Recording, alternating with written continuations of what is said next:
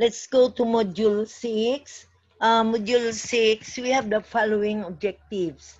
Number 1, eliminate intercompany profits in inventories before preparation of consolidated statements. Then we have to prepare consolidated statements. And of course, we have to distinguish downstream from upstream sales of inventories. Now, for our subject matter in module number 6, this is also found in chapter 4 of DIAG, which involves intercompany sales of inventories. The intercompany profit in inventory transfer between affiliates is computed by multiplying the inventory held by the buying affiliate, which was acquired from the selling affiliate, by the gross profit rate based on sales of the selling affiliate. The working paper elimination entries used in preparing consolidated financial statements must eliminate fully the effects of all transactions between related companies. Now, when we talk about related companies, one example of this is the parent and the subsidiary. When there are intercompany inventory transactions, eliminating entries are needed to remove the revenue and expenses related to the intercompany transfers recorded by the individual companies. The elimination ensures that only the historical cost of the inventory still on hand is included in the consolidated statement of financial position. Okay, so we have now the intercompany sales at cost.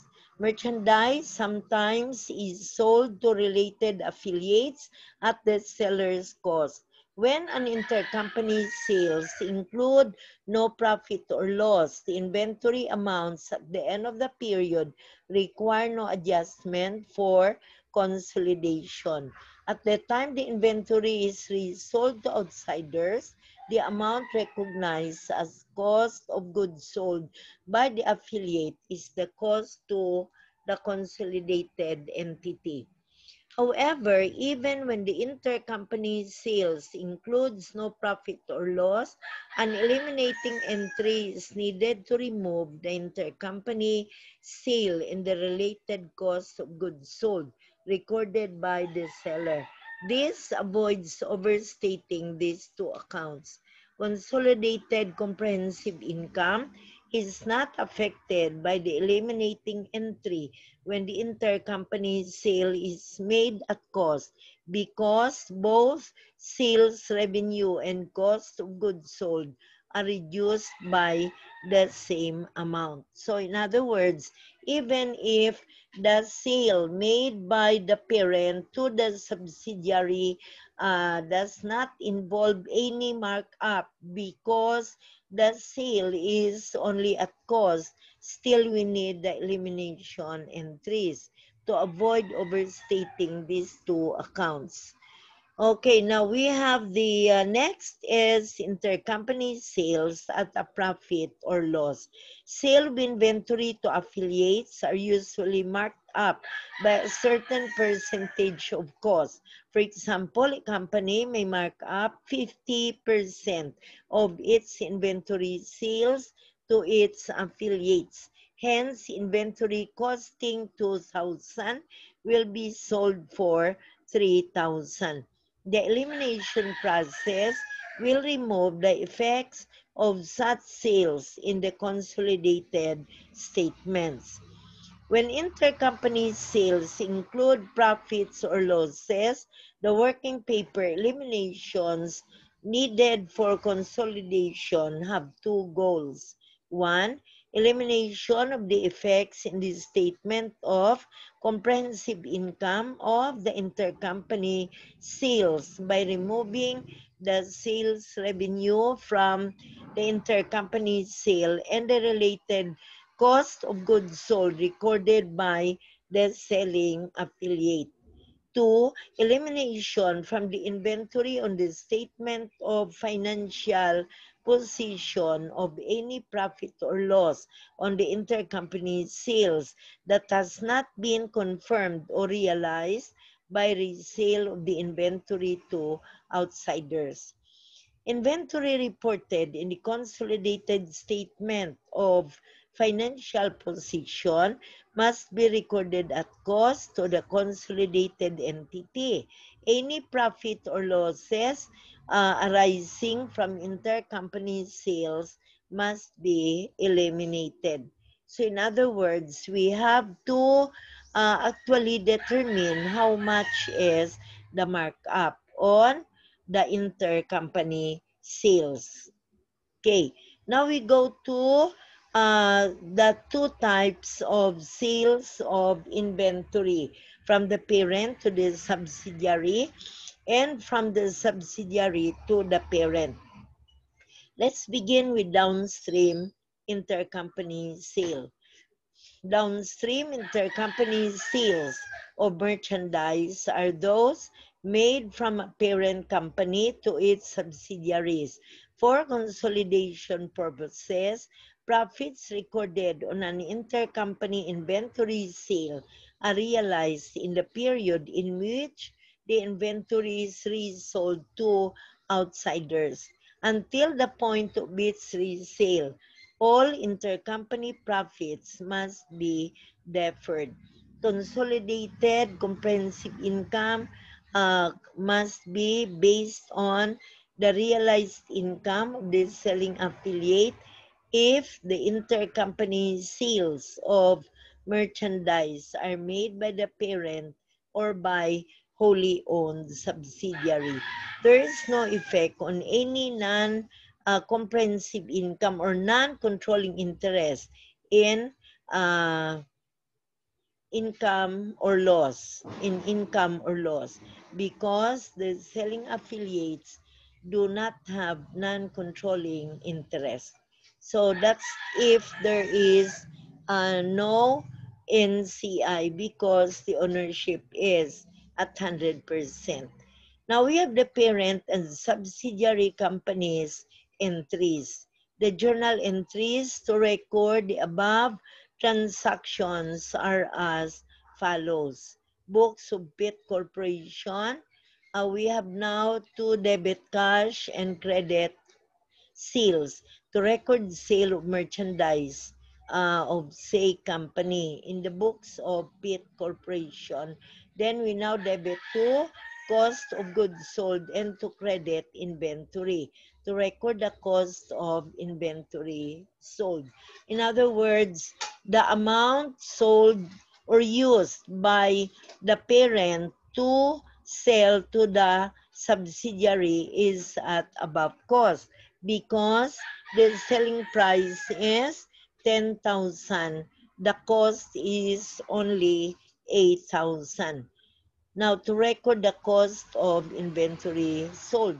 In the books of SAIC, we now debit to inventory and credit to cash. Now, that's using the perpetual inventory system. And on November 7, when the inventory was sold, we now debit to cash and to credit sales for 15,000 debit, cost of goods sold for 10,000 and credit to inventory. To record cost of inventory sold to outsiders. Now take note that the selling price charged by Pitt to SAIC. Pitt is the parent, SAIC is the subsidiary. The selling price used by Pitt in selling to SAIC is 10,000. Though the cost of the inventory to Pitt is only 8,000. So SAIC now recording the inventory at 10,000, and that 10,000 is above cost. Okay, now when the inventory was sold to outsiders, the selling price is 15,000. That's why the debit is to cash and to credit sales. to SAIC, the subsidiary, the cost of goods sold is 10,000. And the selling price to the outside buyer is 15,000. Though in the books of Pitt, the parent, the selling price of the goods to Pitt is 10,000. However, the cost of the inventory to Pitt is only 8,000. So, this is an example of a sale made by the parent to the subsidiary. Actually, it's a downstream sale that involves a markup. In other words, the sale between the parent and the subsidiary is at above cost. So actually, SIC, the subsidiary, has no knowledge about the overpricing made by Pitt. It's only Pitt who is knowledgeable about the overprice. The overprice of 2,000 made by the parent to the subsidiary. The actual cost is only 8,000. Though in the books of SIC, the subsidiary, the cost of the inventory bought from Pitt is 10,000. So, whatever gross profit realized by SIC, that's the selling price to outsiders of 15,000, and the cost as to the knowledge of SIC is 10,000. In other words, the markup made by SIC is 5,000. Now, for Pitt, the markup made by SIC of 5,000, that's the markup as known by SIC. However, to Pitt, there is an additional profit that is 2,000. So that's the additional profit based on the overprice made by the parent to the subsidiary. Okay, so the normal markup as recorded by SIC, who is the subsidiary, is only for 5,000. Now, after all these journal entries. So we now go to illustrative problem 1. We have now the books of Pitt and SIC, and we have the unadjusted balances and the consolidated amounts. So sales in the books of Pitt and SIC and the unadjusted balances. We have the total of 25,000. The cost to Pitt is 8,000 and the cost to SIC is 10,000. So for consolidation purposes, the sales amount is 15,000 and the cost is only 7,000. So the real profit in the books of Pitt, the real profit is 7,000. Though to SIC, the profit's only 5,000. Assume again that Pitt Corporation on April 1 sold merchandise to SIC costing 8,000 for 10,000 at a gross profit of 20%, out of which 4,000 remained unsold by SIC company at December 31. So you have an inventory amounting to 4,000. Now we have the parent and the subsidiary companies entries. The above transactions are recorded in summary form by the two companies as follows. In the books of Pitt, journal entries 1 and 2 given previously for the sale of merchandise apply. In the books of Pitt Company, for the purchase of merchandise, journal entry, the sales of inventory to outsiders now is recorded as follows. Now, that's in the books, no? Debit now to cash, 7,500 and credit to sales for 7,500 because only one half the inventory was sold. The cost of goods sold now is 6,000 and credit to inventory to record cost of goods sold when initially the goods were recognized at 10,000.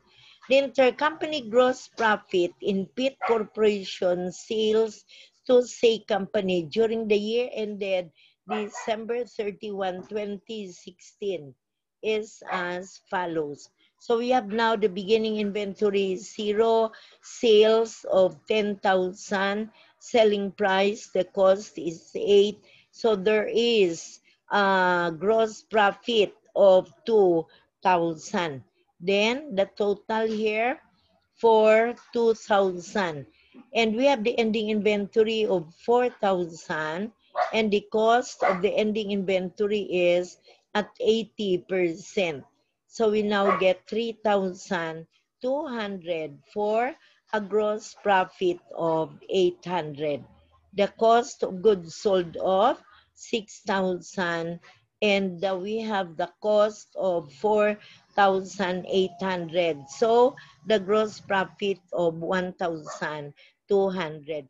By the way, the ending inventory, actually the goods sold, it's not one half only, no, but it's more than one half. I mentioned earlier that the goods sold, the inventory is one half. Now, one half is based on cost. But if based on the selling price between Pitt and Sake, it's not one half. So if we base it on the selling price, the cost of goods sold now in the books of Sake is 6,000. The actual cost, the real cost is 4,800. So the profit is 1,200. That's now in the gross profit as recorded by Pitt Corporation since the initial selling price charged by Pitt is 10,000. So there is already a markup of 2,000. The markup, the earned portion is only 1,200. Now for illustration 3, we have a beginning inventory at a cost of 3,200. So the gross profit is 800. Now we add sales of 25,000, though the cost of 25,000 is only 20%. So there's a markup of 5,000. The total now is 5,800. That's the total gross profit. The ending inventory unsold charges of Pitt 6,000 and 80% of that is 4,800. In other words, there is a gross profit in the ending inventory amounting to 1,200. So the cost of goods sold at selling price 23,000 at cost is 18,400. Actually, there is 20% markup. The unsold inventory carries an unrealized profit, no? An unrealized profit on the ending inventory of 1,200. So the realized profit is only 4,600. So we are now talking about downstream sale. Downstream is when the parent sells merchandise to the subsidiary. So we recognize that the sale of the parent to the subsidiary may be at cost, so there is no added markup, or it may be at above cost. So considering that, if the sale of the parent to the subsidiary is at cost, that will be the base of determining profit. the cost. However, if the sale of the parent to the subsidiary is at above cost, the parent will realize two types of profits. One is on the initial sales, the markup charged by the parent, which is not known to the subsidiary. And the parent will still earn profit based on the sales of the subsidiary to the outside buyers. Now we go to upstream sale of inventory.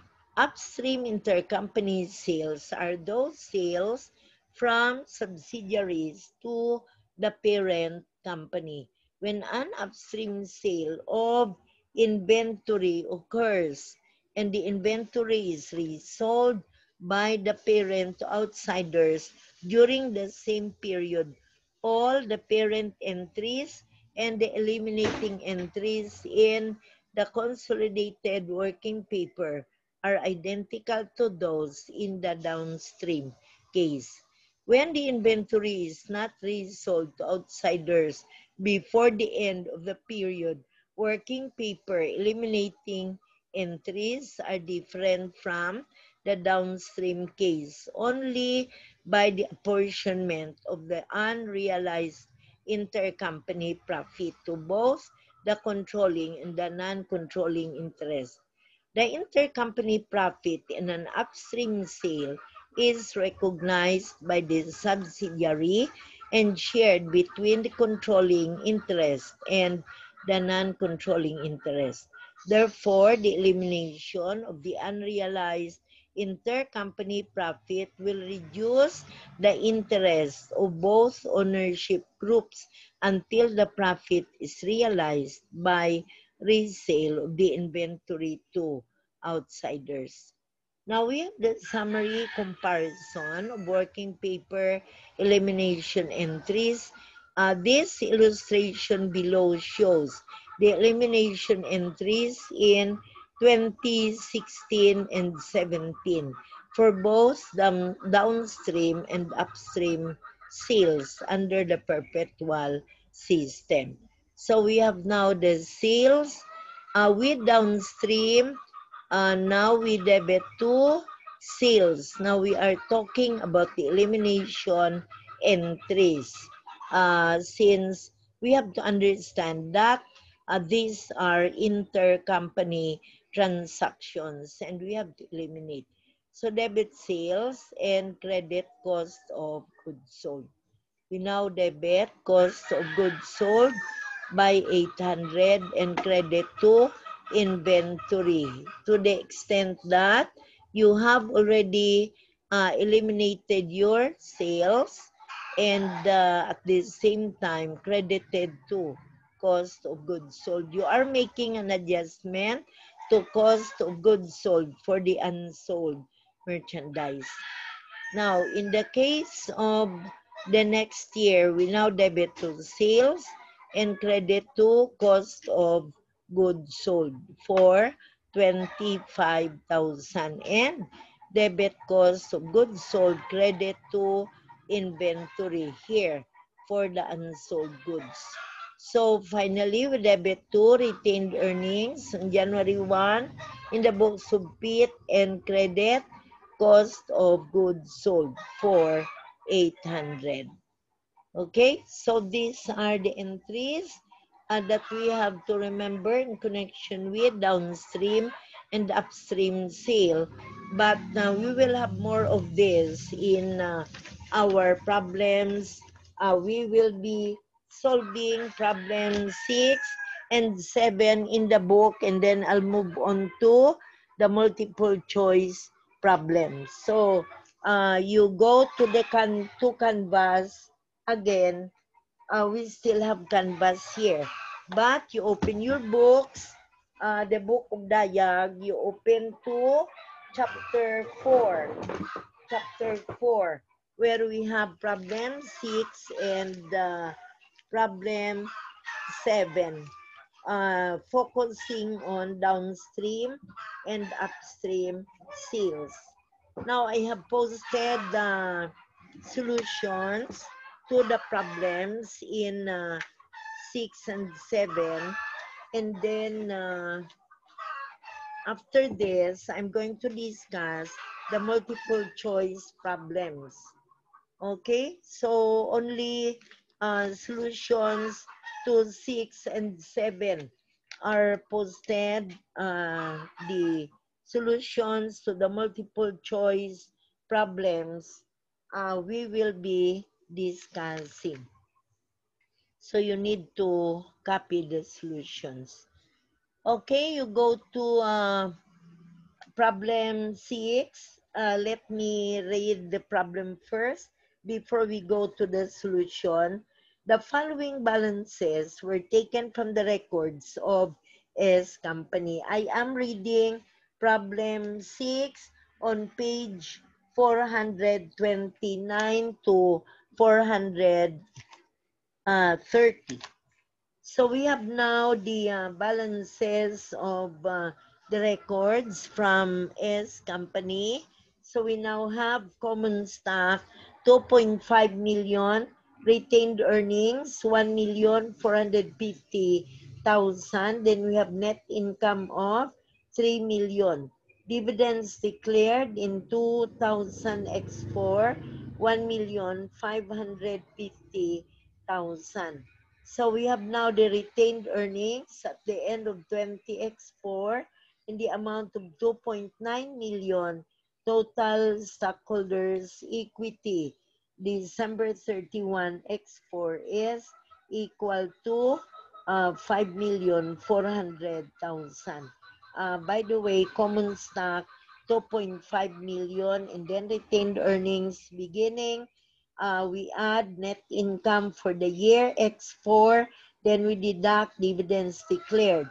The balance of retained earnings end of 20X4 is 2.9 million. So the total stockholders equity by December 31 X4 is 5,400,000 in the books of S company. P company owns 80% of the common stock of S company. During 20X4, P company purchased merchandise from S company for 4 million. So P now is the one buying from S company. S company sells merchandise to P company at cost plus 25% of cost. On December 31, 20X4, merchandise purchased from S company for 1,250,000 remains in the inventory of P company. On January 1, 20X4, P company's inventory contained merchandise purchased from S company for 525,000. The affiliated companies file a consolidated income tax return. There was no difference between the implied value and the book value of net assets acquired. Requirement number 1, calculate the amount of non-controlling interest to be deducted from consolidated income in the consolidated income statement.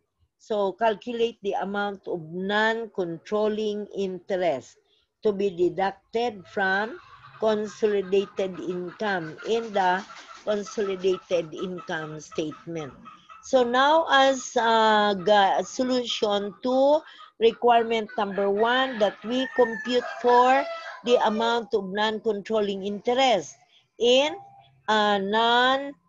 in consolidated income for the consolidated income statement for 20X4. S company's net income of subsidiary company from its own operations. Reported net income of S company is equal to 3 million. S company, that's Sun company. So 3 million, the amount is given on page 429. Then we have the realized profit in beginning inventory of P company with an upstream sales. Now upstream because S company is the one selling to P company, meaning P company is the buyer, upstream. Now we multiply 525,000. 525,000 is the inventory, merchandise inventory purchase from S company. This is the balance on January 1, 2024. We multiply 525,000 times 25 over 125. Okay, now we have your percentage, 25% of cost. I'll read the statement. On January 1, 2024, P company's inventory contained purchased merchandise from S company for 525,000. The affiliated companies file a consolidated income tax return. So we have now the 525,000. That's 25% above cost. So multiplying 525,000 times 25 over 125. So that gives us 105,000. That's the realized profit in beginning inventory. Now, why do we call this realized? Because in 20x4, the beginning inventory was sold. So already sold in 20x4. And we are now computing for the non-controlling interest for 20x4.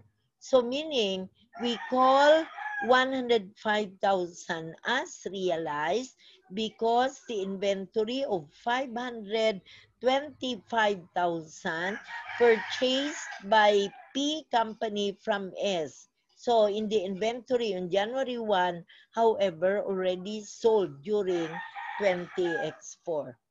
Then we have the unrealized profit in the ending inventory of P company from the upstream sales. So basta upstream, the one selling is the subsidiary upstream. Okay, so 1,250,000. That's the ending inventory of the parent. Then we multiply that by 25 over 125. That's the unrealized portion. Now we call it unrealized because the inventory is still in the hands of the parent. In other words, not yet sold. If not yet sold, then whatever markup appearing will be considered as unrealized. It will be realized when the inventory or when the goods will be sold. So realized, we are adding, and realized, we are deducting. So we now get the difference equal to 2,855,000.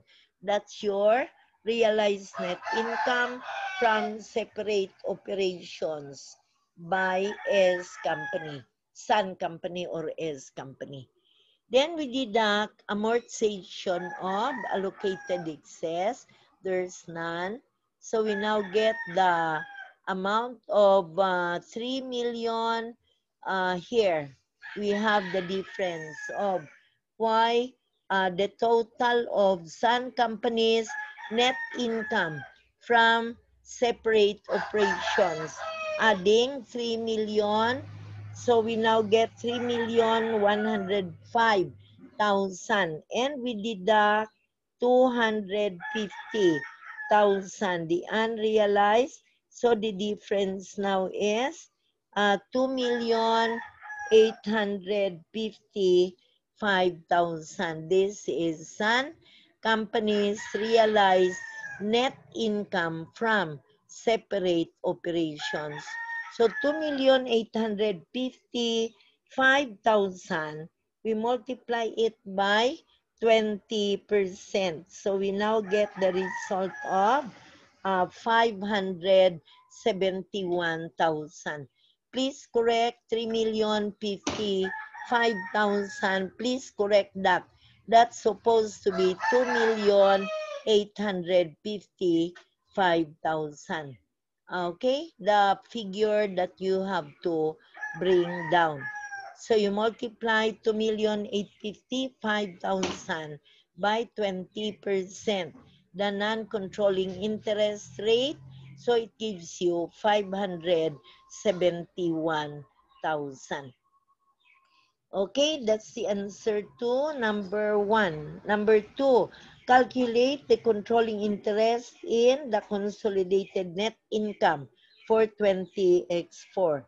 So how much is the non-controlling interest? If we have now the controlling interest in consolidated net income or profit attributable to equity holders of parent, 20x5 cannot be solved since there is no net income from separate operations for P company. In other words, you will not be able to determine the controlling interest in consolidated net income since you are not given the income, the separate income of the parent.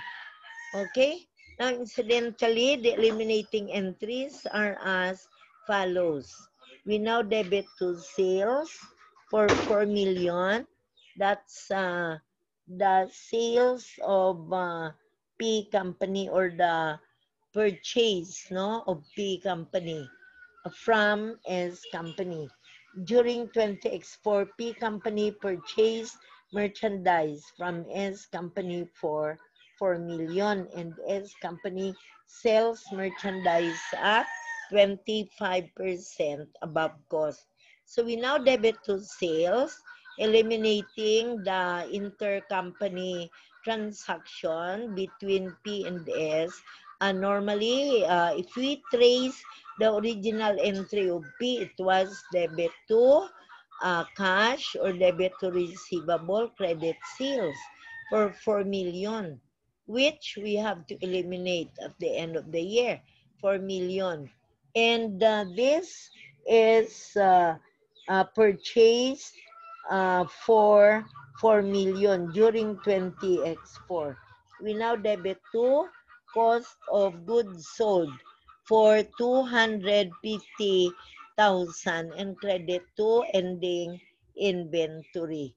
Now, we have the ending inventory of 1,250,000 and we have to divide this by 1.25%, the billing rate. So we now get the cost of goods sold equal to 250,000. Now we move on, the retained earnings beginning of P company. Here we have 80%. You will notice that the retained earnings beginning of S company is 1,450,000.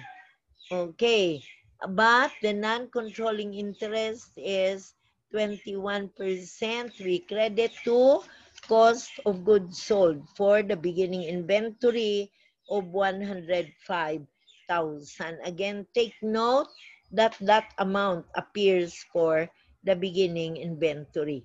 And 80% of that will go to the parent. So we now debit retained earnings beginning of P company at 80% and we have the non-controlling interest of 21,000. Okay, now for the number 3 requirement, compute non-controlling interest in consolidated net assets on December 31, 20x4. The controlling interest in consolidated net assets. So we now get the stockholders' equity subsidiary company on December 31, 2024. We have that on page 429 for 5.4 million, and then we have adjustments to reflect fair value. There are no adjustments given. So we have no amortization of allocated excess. So we now get 5.4 million. That's the fair value of the stockholders' equity of S on December 31, 2024. That's the amount given on page 429. Then we are going to deduct the unrealized profit in ending inventory because it's an upstream sale. 250,000 in our entry. In requirement 2, we have 250,000. This is your unrealized profit. So the realized stockholders' equity of subsidiary is 5,150,000, and 20% of that belongs to the parent. Okay, we are now trying to emphasize upstream sales. That in upstream sales, we have to recognize any intercompany profit due to overvaluation of the inventory. So we now get the amount of 105,000. Next problem, problem number 7. For problem number 7, here we have downstream and upstream sales. Downstream and upstream sales, but we have a lot of requirements. With these facts, determine the consolidated balances for the accounts from letter A up to letter I. Number 2, assuming that all intercompany transfers were made from BW to BB, determine the consolidated balances. So we have now BB is the parent. BB acquired 70% of BW. Based on BW's acquisition date fair value, an intangible of 300,000 was recognized and is being amortized at the rate of 10,000 per year. The 2000 X5 financial statements are given. So we have now 2 columns for BB and the other column is for BW. For the nominal accounts,